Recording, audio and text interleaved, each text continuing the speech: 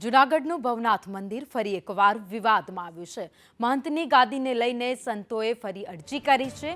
સાધુ કૌશિક ગિરી અને અમર ગિરીએ અરજી કરી છે।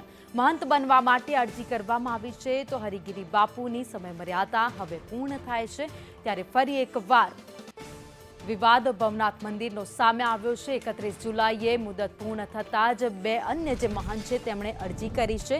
ગુરુ શિષ્યની પરંપરા મુજબ નિમણૂક કરવા માંગ કરાઈ છે। ટ્રસ્ટના બંધારણ મુજબ નિમણૂક કરવા રજૂઆત કરવામાં આવી છે।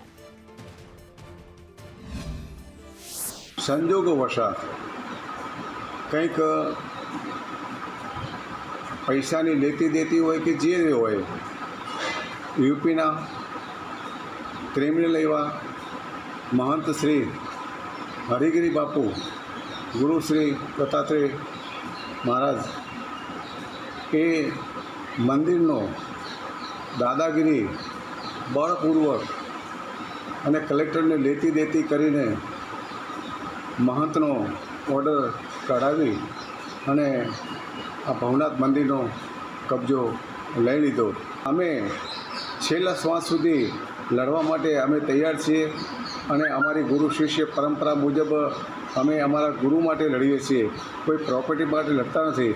હું એક ગુજરાતનો વતની છું અને ગુજરાતી છું અને એક મહાત્મા નાનો મહંત છું।